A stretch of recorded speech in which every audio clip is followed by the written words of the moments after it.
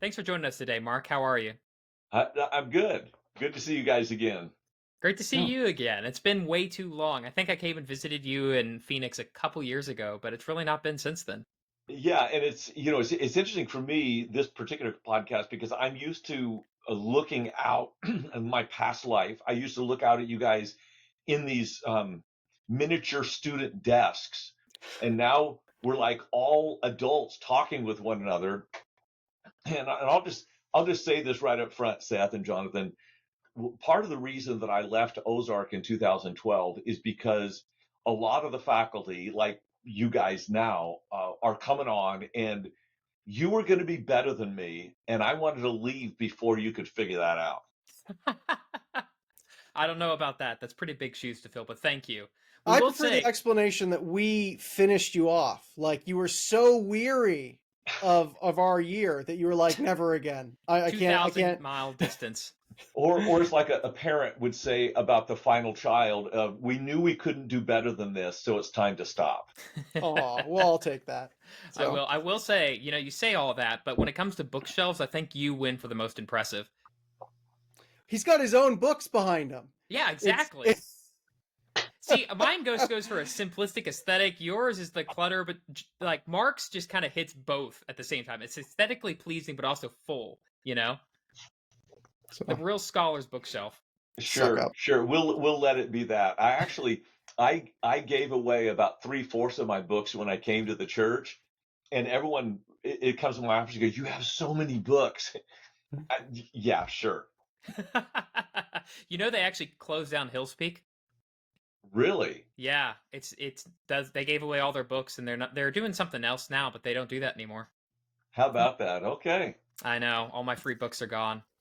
But anyway, to jump into the podcast, what people are really here to listen to, can you tell us a little bit about your work and yourself? Yeah, so a little bit about myself. I came from Sacramento, California. At 18 years old, moved to Ozark Christian College, really to prepare for mission field in Latin America. So I totally failed that part of my life. Went to San Antonio, my first ministry, and pretty soon, within 4 years, Ozark asked me to come back to start the Learning Center. And 22 years later, I finally escaped the vortex, came to this church in Phoenix that was, we'll just say it's a stupid large church. But the reason I came is not the size, but it's actually a church that focuses on the lost more than the found. So my life went from like the academia to street level people who know nothing about Jesus, but man, their lives are a mess. So I've been at this church for 12 years now, teaching pastor of the church, do a lot of stage coaching at this point, training of staff in Bible theology. But my main role is to speak uh, about 12, 14 times a year from the main stage. That's awesome. And I got to say, when you left, I was pretty disappointed because I was halfway through my undergraduate degree. And it's like, I can't take his classes anymore. But then you told me it was because you wanted to baptize a Pentecost, 3,000 people. I'm like, now I can't even be angry about him leaving anymore. It's too Well, good of a reason. since you brought that up, this Easter, in one weekend, we baptized half of a Pentecost. Wow. So I'm hoping to live long enough to see 3,000 baptized on one day. But this last year there was 4,500 and I think 46 baptized. And so banner year. I think post COVID, there's a spiritual hunger in Phoenix that has been unprecedented for us. So yeah, God's hand is on us for sure. I just feel like Googling the Guinness World Record for baptisms in a day. So Uh-huh. there's got to be one. Yeah. But It would probably be India, to be honest with you, but we're um, for an American church, that might be the record. Yeah. I gotta wonder though, did you do all the baptisms yourself? So no, I do the it like Holy Keeps you in Spirit, shape. Seth. The Holy Spirit. yeah, I say like Paul does. I'm going to let other people baptize, and I actually literally avoid doing baptisms unless it's someone that I personally brought to Christ and it's private. So the last one I did was actually for a bodybuilder who had just made nationals. The dude was just stacked, and I won't do that again. because every time you baptize someone, well, getting them up wasn't the hard part. It's taking a picture afterwards that becomes a wet t-shirt contest between me and him, and it just doesn't bode well for me. You know, the last person I baptized, it was actually in the ocean. And right then, like, I stepped on, I don't know if it was a rock or a crustacean or something, and I slipped, and they about got pulled down into the current. Well, Yeah. you don't baptize and send them straight to heaven, I guess is the strategy. Do you have to raise them to new life, though? That's the question, you know? Or are Seth they that cried close? out in pain, Jesus Christ! And they rose. And So, yeah, we're getting distracted, but and I've got to ask you, you know, you've written so much on the politics of Jesus. Yeah. And you recently had a book, I think it's called Canonic Politics, I believe. Yeah.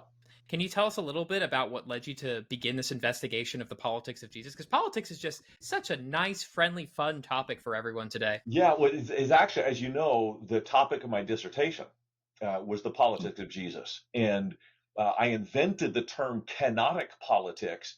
Kenosis is the Greek word for to be humbled, or more accurately, to be shamed.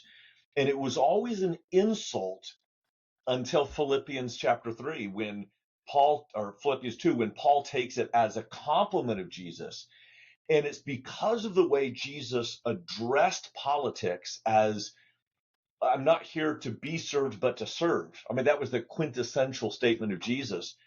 But what I investigated was the methodology of, does that actually, first of all, is there anything else like it?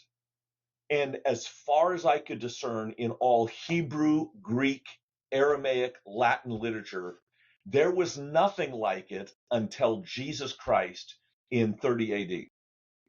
And once he said it, it literally changed our vocabulary. So humility, instead of an insult, became a compliment. And we began to develop terms that never would have been developed in the history of political verbiage, like prime minister. I mean, think about that. That's a servant at the top, or civil servant. Nobody performed leadership through service until after Jesus.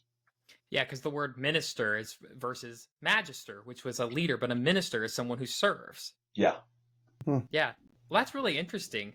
So there's this giant cataclysmic shift in how we think about what the role of a political leader is.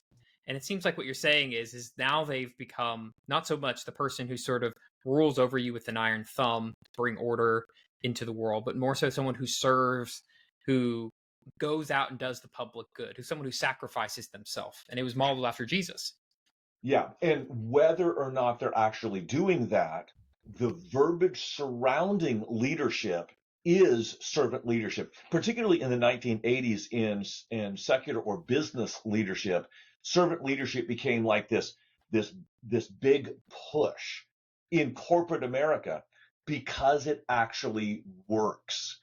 You make more money serving people from top-down leadership. The problem with politics, though, is we've kept the verbiage as a smokescreen, but the behavior is really quite different. What threw people, when I was doing my dissertation on the politics of Jesus, and I figured, what are the two things you don't talk about in polite company? Politics and religion. So let's just combine them and offend everybody at the same time. What was interesting to me is, because I did my PhD in Prague, there were students from the Middle East and Eastern Europe, as well as from the West, Australia, Canada. Everyone from the West said Jesus was not political. And everyone from the Middle East and East just shook their heads and go, you're out of your mind. Of course he was political.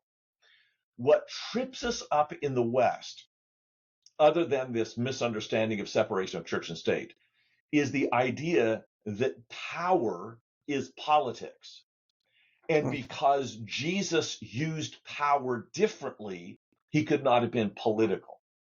But if I could summarize the entire dissertation, this whole idea of servant leadership in one kind of nutshell, it would be the difference between Jesus leadership and secular leadership or worldly leadership is that Jesus used power for the powerless, period. Politicians use power for either self-promotion or self-protection.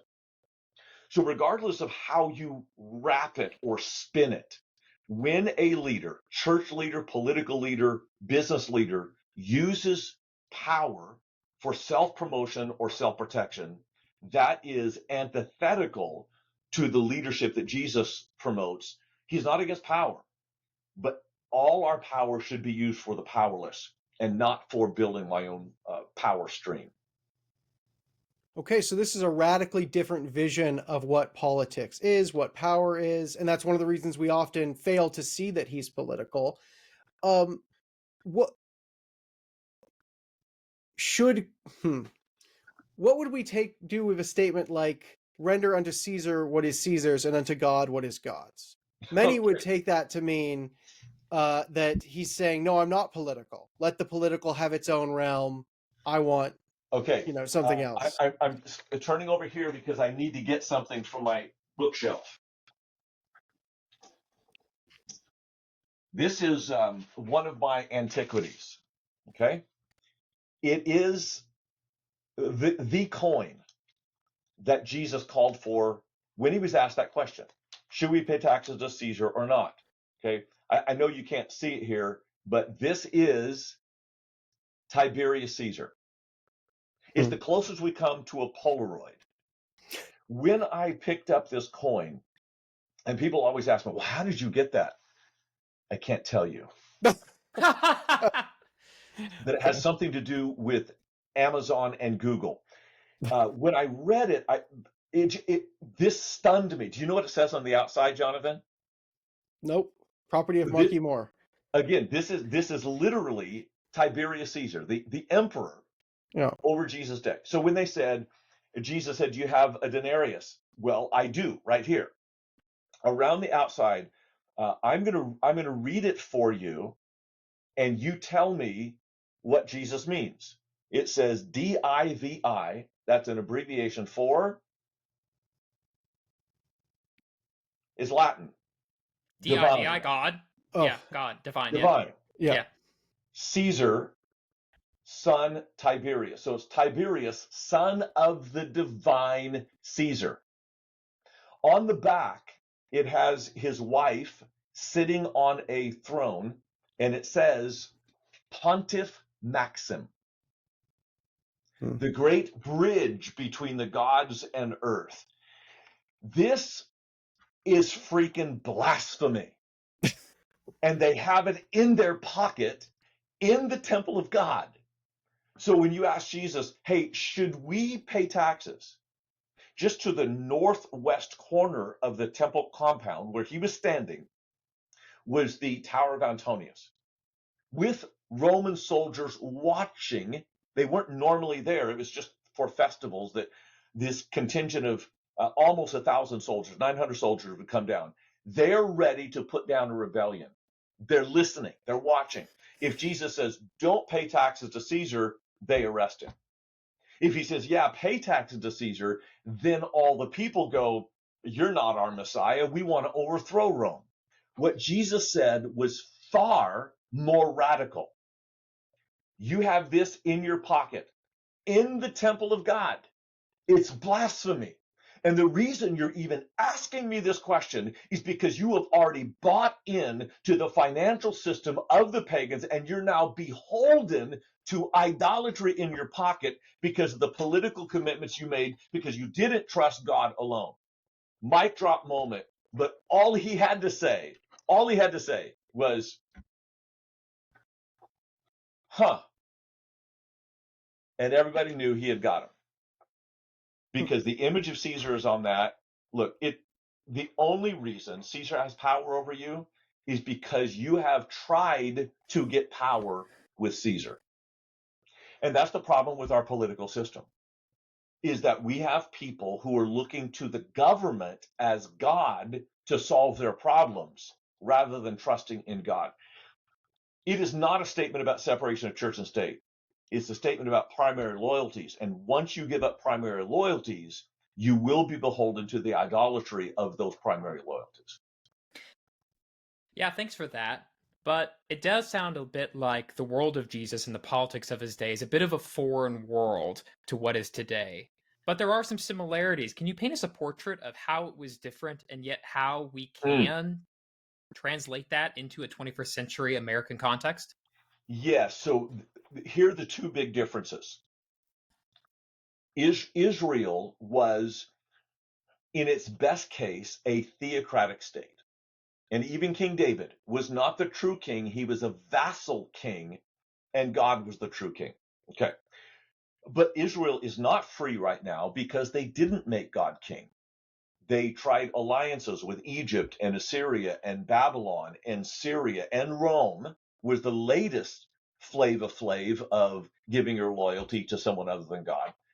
And what a lot of people don't know is the Romans did not conquer Israel. They were invited in 60 BC by Pompey, the antithesis of Julius Caesar, his cohort, and they had a falling out. But they invited Pompey in to settle an internal dispute between two regal brothers of the Jews. The reason Rome was there in the first place is because they didn't trust God, they trusted a foreign government and gave the foreign government the power of God. So the two differences are Rome is now an invading and controlling outside force over what should have been a theocratic state, but wound up giving allegiance to the Roman state. Now let me tell you what is identical. And this is identical across cultures of all time. When Jesus says, this is Matthew or Mark 10:45, the Son of Man came not to be served, but to serve, and to give his life as a ransom for many. He's responding to a question of James and John, as you well know. We want seats on your right and left. And Jesus says, hey, that's not mine to give us. My Father's in heaven. But what you need to know, as you are, again, they were trying to use their power for self-promotion and self-protection. That is the sine qua non of political leadership, using power for self-protection, self-promotion. And Jesus said, the rulers of the Gentiles lord it over them. The particular Greek of those who are considered rulers of the Gentiles, we translate it as a passive. It's actually an active. So it is not the people who are considering them rulers. It's the rulers who are projecting themselves as rulers. Does that make sense? Yeah. Now, the people agreed because the one projected with an army, and they projected with vestments, and they projected with riches. So they're projecting, I'm a ruler. Those who project their leadership lord it over others, not so among you. And Jesus specifically says, the rulers of the Gentiles. Well, in the worldview of Mark, if we could speak literarily for a moment, there are only two rulers of the Gentiles, Pilate and Herod. And both of them have only one story of their real leadership. The story of Herod, of course, he's arrested John the Baptist, and John the Baptist is ready to get beheaded. So why is he beheaded? Because Herod had a party, and his stepdaughter, a prepubescent teen, dances a lewd dance and turns her like this is pretty sick, right? This is nasty stuff. And she goes to her. He says in a drunken state, "I'll give you half of my kingdom." She goes to Mama and says, "What should I ask for?" Ask for the head of John the Baptist. Herod did not want to behead John, but he capitulated to the request of a teenager who was sexually seducing him. Now, he got played, and he got played by a teenage girl. That would be bad enough in the Western world. In the Eastern world, girl, teen, he's been played. And so I came up with this, and this is the way I've captured it in language, that he was a ruler who was ruled by his desire to be seen as a ruler. That's Pilate good. was exactly the same. Pilate didn't want to crucify Jesus. Why did he? because they threatened him, if you don't do this, we'll report you to Caesar. And he was already kind of on the outs with Caesar. So he was ruled by his desire to be seen as a ruler. When you use power for self-promotion and self-protection, you will be ruled by your desire to be seen as a ruler. And that's not just a problem in Washington, that's a problem in our churches. When pastors want to grow a larger platform, they use their power for self-promotion or self-protection, and they wind up being ruled by their desire to be seen as a ruler. Because at that point, you can't preach just the truth. You have to preach what itching ears want to hear. I've been monologuing, I'll shut up. I mean, is there any place for a more pure sense of I want power to do good? Is there some sort of, you can seek that as a means to an end, or is that always corrupt? Well, Jonathan, let me respond in a couple of ways. First of all, the only use for power is to do good. And when James and John came and asked for chief seats, Jesus did not rebuke them. We treat it like an abuse, but it wasn't. They wanted power, and Jesus didn't say, don't want power, don't crave influence. He told them how to get it, and it's by serving is how you actually attain that position. On the other hand, I will say this, in my observation, the older I get, the more cynical I get about power. In my own life, I don't know that I've ever been good enough to have power with pure motives, ever. So for me, like when I was your age, Jonathan, it was popular to say, preach for an audience of one, just preach for Jesus and I'll be. I like that idea. I've never been able to pull it off. Every time I stand up to preach or teach or lead in any way, there's always mixed motives. So for me, it's not a 0 or 100. It's, can I move from 60% of self-promotion to, say, 55 to 45? Is it possible to let Jesus be weighted more heavily than me, or others' needs be weighted more heavily than mine? So in reality, yes, the simple answer is yes, with the caveat of none of us are that pure, so we have to keep fighting for fractional percentages over swinging the pendulum. Yeah, that makes sense. But I'm looking at the life of Jesus and how often he refused to take up positions of power. Maybe the one person who wouldn't be corrupted by power in the history of the world. And another thing that was common at the same time of Preach for an Audience of One was, what would Jesus do?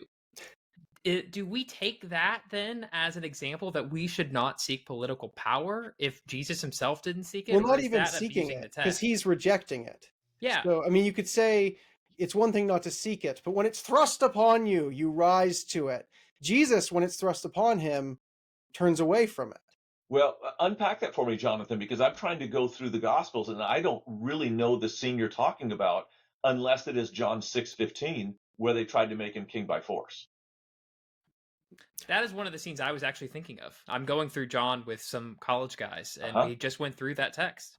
Well, and even the overarching narrative of they want him to be this warrior political messiah, and he's coming not to do that. He's rejecting that and constantly telling them that they're misunderstanding. Yeah, so let's deal with that text and maybe we could expand it to others. The people in John 6:15 who want to make Jesus king because he just fed 5,000 and they think that's cool, that like we'd like a king to do that. What he turned down was not the title of king. What he turned down was their version of kingship, which was the throne in Jerusalem, because his throne is way higher than Jerusalem. It would be like me turning down an opportunity. Whatever illustration I give in comparing me to Jesus is going to be off, okay? So if I have an opportunity to preach for the church I'm at now with multiple thousands, or to preach to 5 people in a church, let's say in North Dakota, would it be, where am I going to have the greatest impact and influence? It's not that I'm too good to preach to 5 people. It's not that at all. It's that I want a greater influence. I think what Jesus rejected was not the title of king, but the diminution of his kingship to a particular people group in a particular city at a particular time. I wonder then if you're showing a redeemed sort of Christian view of power and rule, but is that power and rule not political? Because I think of political as the polis, the city. Are you saying that this is a different, almost a spiritual kingdom of heaven, not a political kingdom of No, earth? Okay.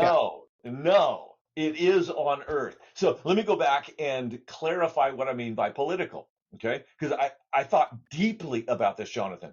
In order to be political, you have to have 4 things. You have to be public, not private.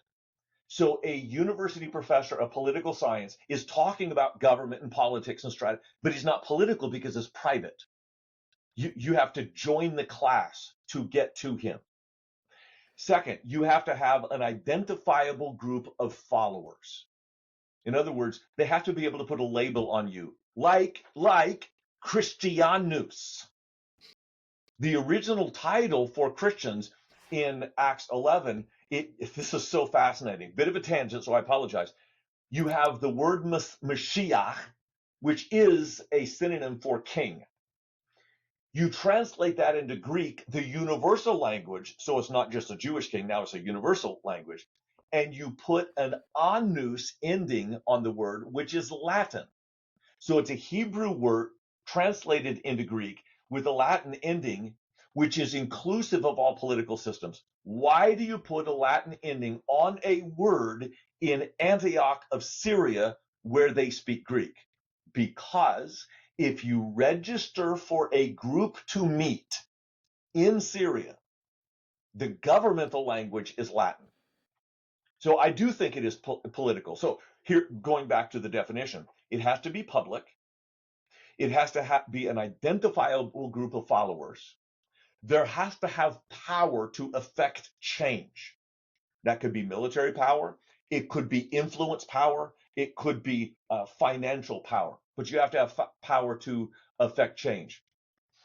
And the 4th definition, so public, not private, a group of followers that's identifiable, real power, and you have to have an agenda, something you want to accomplish. And one of the great misunderstandings of Christianity, I believe, is that we are trying to get people to heaven rather than bringing heaven to earth. Now, are we going to heaven? Absolutely. I believe that with all my heart. But the Lord's Prayer is not a prayer that we go to heaven, but that we bring heaven to earth. And Paul articulated that using the very word that you mentioned, politeuomai. Polis is city, politeuomai is politics. Politeuomai is to live as a public citizen in the community. And the image that he's giving in Philippians, because Philippi was a Roman colony, you had all the rights and privileges in Philippi of a Roman citizen, even though you're not in Rome.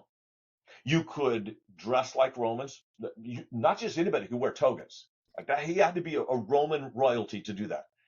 Not just anybody could take the public holidays of the Romans. Not just anybody was exempt from taxes to Rome. Philippi was. So to the Philippians, using that model of an outward, how would you say, you're an ambassador. In Philippi, you are a colony of Rome, and the church is a colony of heaven on earth. And I know I'm yammering on again. Let me say one more thing about this. This was a stunning revelation for me. And Jonathan, you remember in Acts class when we went to the synagogue in Joplin? Yep. It might even have been the year that you were in that class.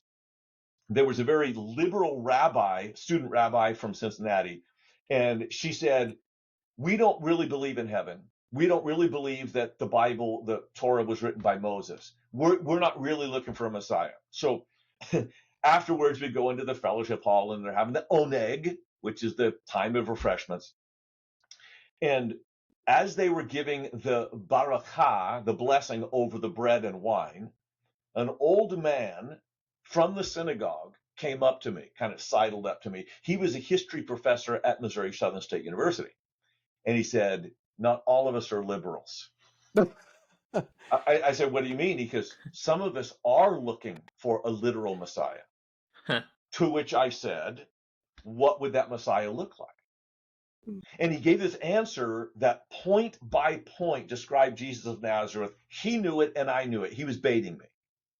And so I asked, well, you clearly have described Jesus of Nazareth. Why don't you accept him as Messiah? He said, one reason. He didn't bring back the exiles. I didn't have a good answer for him. But I looked in the Hebrew text, and indeed, the bringing back of the exiles was the dominant job of the Messiah. The 10 lost tribes, they're still lost. But then I began to examine how Paul answered, and he did. He answered that question. For Jewish people, the Messiah bringing back the exiles could happen one of two ways. Either you go into the diaspora, you find these individual Jewish people, and you bring them back in to the geographic boundaries of Israel, what they're fighting for today. Or you take the boundaries of Jerusalem and you expand it to the ends of the globe. And you include all tongues and tribes of people in this nation of Israel on this earth. And we call that the church. There is a difference between the Church of Jesus Christ and political systems of the world. But Jesus fits all four designations of a political figure of public, agenda, identifiable followers, and actual real power to bring change. I'm trying to think about this from a super practical perspective of where the evangelical church is today. Because right now the conversation is, if you are an evangelical Christian, you need to vote for party X or person in party Y, yada, yada, yada. But it sounds a lot like what you're saying is that from the very beginning, when they first registered in Antioch, that Christians did not see themselves as existing within a certain political paradigm, pre-existing paradigm, but that they were their own party, that they were the Christians that did not conform to Republicans and Democrats and that sort of stuff. Is that correct? And if that's true, should we then be seeking to basically have a Christian party with a Christian president? Okay, so you said two things. Sure. You made your state, and then asked a question. So, are we different than the government that we are in? I wouldn't say that we are parallel, but we are not like parallax. We're not in competition for, although there certainly is some of that competition. I'm thinking about the city clerk of Ephesus that said, don't bother the Christians because everybody knows that Artemis of the Ephesians came down from heaven and they're never going to destroy our temple. Well, the fact of the matter is, the only two columns still surviving of the temple of Artemis are in the Hagia Sophia of Istanbul because it became a church. Regardless of that, so I'm not saying that we are in competition of other political systems. I wouldn't put it like this. I would put it like this. And let me give you a comparison. You live as a citizen of the United States, but your family is actually above your citizenship. Your loyalty to your family is above your citizenship. And you would break laws to save your family. So think of Christianity as a supra-political system, not a parallax political system. So you're asking, should we have our own political party? That would mean that we go from this to this. And that would deny this. We need to be above the political system and influence the political system. And the problem I have with the Christian party is this. And you mentioned specifically the evangelical church. I'm going to reference a book that was actually written by a Democrat who helped President Clinton get elected by learning to speak Republican. The title of the book is The Righteous Mind, Jonathan Haidt. He's a brilliant thinker. And what he argues is that we make decisions based upon 5 criteria. He's since added a 6th, but we have 5 criteria. And those on the left typically emphasize give pride of place to 2 of the criteria, to individual freedoms and compassion. Whereas those on the right politically, and this is not in America, this is in any country at any time, will give approximately equal weight to those 2 and to authority, to in-group, which is nationalism, and to clean and unclean. That defines the difference between the left and the right. By the way, Jonathan Haidt predicted or assessed that the proper balance between right wing and left wing, again, of any culture is about 80% conservative right, 20% liberal left. That will keep challenging one another in a positive way. Well, we are way out of his stated parameters, and he's on the left, by the way. We're out of his stated parameters. What happens then is, if we did create an evangelical party, what would happen is we would give too much weight to authority, nationalism, and clean and unclean, and not enough weight to freedom and compassion. If the Church of Jesus Christ pushes out those on the political left, we will lose a dominant part of the voice of Jesus in our church. And I see that happening. And it concerns me. I'm not making a statement about politics. I'm saying if you want a balanced church to have similar focus on the things that Jesus focused on, we dare not extricate the left from our seats in the church. So instead of we add a Christian party that's separate from left and right and it's trying to do all of those things, because then it just sort of homogenizes and doesn't do either well, you're saying have Christians all across the spectrum in the left and the right, because God is working through all of these voices and tensions, and the back and forth dialectic between them makes society better than if we just had the right answer up front. You said it way better than I did in half the time. Thank you. And I gotta say, Jonathan About a Haidt's fourth book, of the time, actually. So Jonathan Haidt's book is just it's a stellar book. It's actually, I read it when I was at Oxford, and it just wrecked me. It absolutely wrecked me. Yeah, and that's why, because I'm a churchman now. I'm not an academic anymore. I'm a churchman. And the way we preach, because if we did have the balance of 80-20, 80% conservative, 20% liberals, the liberal voice is going to be drowned out by the 80% in the church. So those of us on stage have to overrepresent the underrepresented. And that's true whether it's a political party, an ethnic party, a gender, or a disability. It is our responsibility as leaders to use power only for the powerless. And so we may actually sound more liberal than our political votes are. But if we don't, we will shut the door to those who are imperative for a balanced church, not just to alter society, but to reach the least and the lost, that one lost lamb out of 100 that Jesus has really prioritized. So the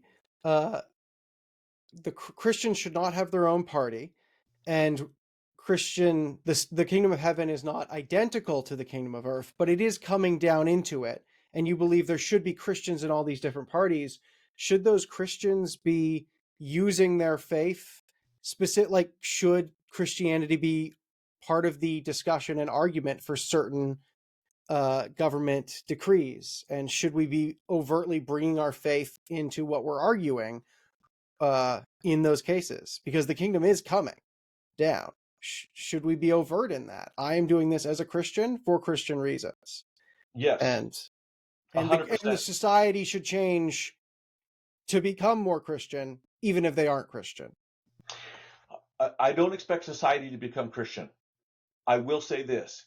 In every metric I know, Christianity makes life better for everyone around them. Now, obviously, there's individual examples of church hurt, etc. I'm not talking about that. I'm talking about society as a whole. Let me give you a specific example. Let's just talk about money, because there's nothing more secular than money. I actually met a man, he now goes to our church, who was converted through tithing. Ha. I heard his story, so I called him up and said, I got to know, is this true? He said, yeah, he was part of an entrepreneurial, like a business startup network, and everyone around him was succeeding far beyond him. And he asked all his good friends, what are you doing to make you successful in business? They go, tithe. I tithe. I'm a Christian. I tithe. Every one of them. So as a non-believer, he started to tithe, and his business boomed.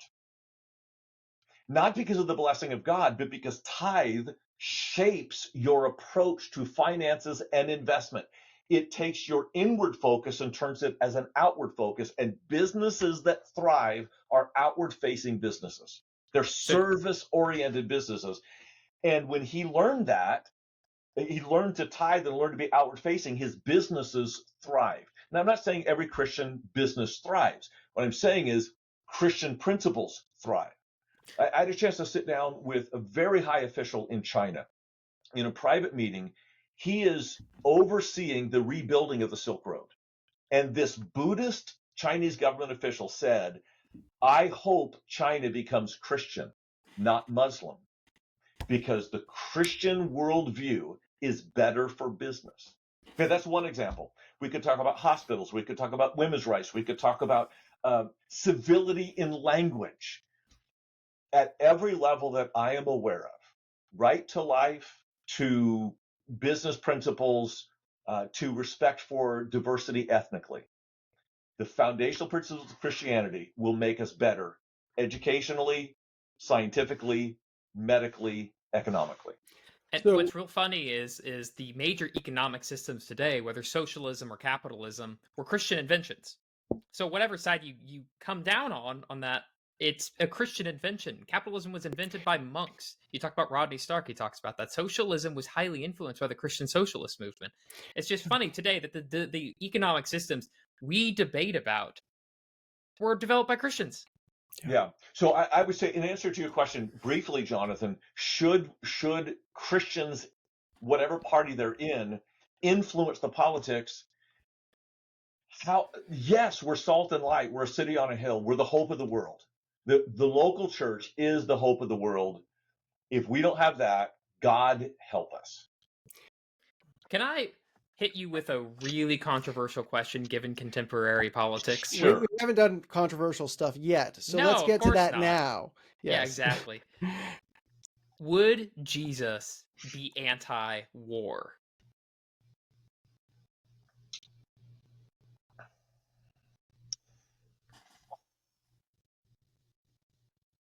Boy, I don't know how I would answer that, because, well, for two reasons. One is that the Old Testament did advocate war through a theocracy. And honestly said, I will tell you, I'm still not settled on the issue, because I am, for the most part, anti-war. Because I see it as dehumanizing, and I see it as a terrible solution, and even economically, it's a bad bargain. Because if you track the, I'm not being clear here. Let me try to be clear. There may be times where God gives permission for a government to wield a sword. Romans 13 stuff. I believe that.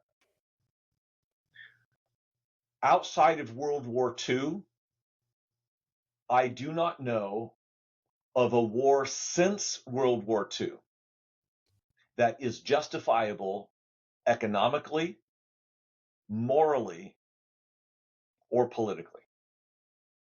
I don't know that we have advanced the cause of our nation by any war since then, including the war of Iraq.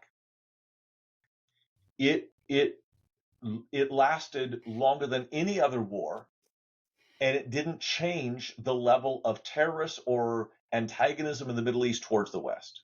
So it was a bad economic deal to wreak vengeance for 9/11. And so if Jesus did advocate wars, it would not be the majority of wars. In fact, there would be a fractional a percentage of wars that he would say, yeah, that justifies the killing of people. Wow. John, do you have a follow-up? Not on the war question. I think I'm still wrestling with the how political are we question, even though we've already asked you a dozen questions about it. I see what you're saying as a really, really good counterbalance to people who have said, well, we don't want to get messed up with politics, so we're just going to be all political altogether, without recognizing that like everything we do is political, and that if you want to take care of the poor, if you want medical, like all of these things, you have to be a bit political. I think you're giving a good counterbalance to that, to say, this illusion that we can be secular or neutral or church without any state impact is an illusion, and it's not what Christ really said. On the other hand, I think because you're bringing the opposite side, everyone's going to hear what you're saying, and some people are going to leap to the other extreme. He's saying theocracy. It's complete and total top-down sort of religion. How might you approach that and respond to someone who's seeing you jumping to the other extreme as theocracy? Yeah, because, well, I am saying theocracy, but not to the destruction of a particular political system, whether it's U.S. or Ukraine. Yeah. I am saying theocracy, but that is I am saying theocracy in the same way that if I were to travel to, say, Mexico, I have to drive the speed limit in Mexico or I get a ticket. My American citizenship doesn't bypass the laws of the country that I visit. My primary citizenship in this country is from heaven. So my primary loyalty is there. And the only time that I will break a law of the United States if it directly contradicts a law of God, then I will break it in a heartbeat.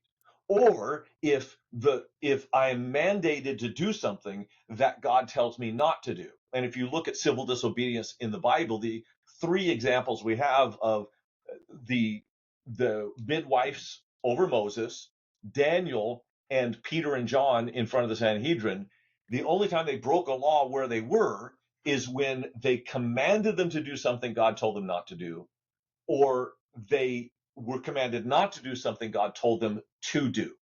So in terms of obeying the laws of the land, of course we do. And of course we participate in the land where we are as citizens. But politics has been drawn into this very small nutshell of what happens in Washington or what happens in a particular capital of a state. Politics, going back to the Greek definition of polis, it is the creation of a city. It's creation of a society. And I think the danger of the church is that we have pulled away from society creating ventures such as public education, such as homeless efforts, such as immigration. We've avoided the creation of a community in which Christ could live in practical terms. And we've isolated ourselves in buildings on Sundays rather than transforming where we are Monday through Saturday. And just to kind of add to that, the idea of theocracy is normally the very sort of power structure that Dr. Moore is critiquing, which is this top-down imposition, put your thumb down upon people, whereas the very power structure he's talking about, that he's calling Christians to, is one of ministry. Yeah, so it's less we're going to get Force into our office beliefs and down your force throat. everyone, and more we're going to start small and get bigger and bigger and have natural influence. Yes, and I think that's a great way to put it, Jonathan. And let me make one more observation, and particularly with Donald Trump. He was the first businessman president. Now, there were others who were businessmen presidents before him, but in our modern world, he was an outsider in Washington. And what that is telling me, in part, is that it is no longer Washington driving the nation. It's the nation driving Washington. And that may actually have been happening far longer than we think it is, maybe going back to Ronald Reagan, who was a movie star first and then a political figure. But the point I'm getting at is when we think of politics, we think of politics as above the nation. I think politics are reactive, not proactive. And what we get in Washington is what we have put in Washington because of the communities that we've developed. So if you want to change the world, it's not by changing who is in the White House. Is it by changing how your community works? And as we leaven the communities that we're in all across America, we will see a change in the kind of people who rise to leadership levels in Washington. So thanks so much for joining us today. I know I kind of have to do a quick pivot, but as a final thought, can you let us know and our listeners know where they can find more of your stuff and maybe more stuff on the politics of Jesus?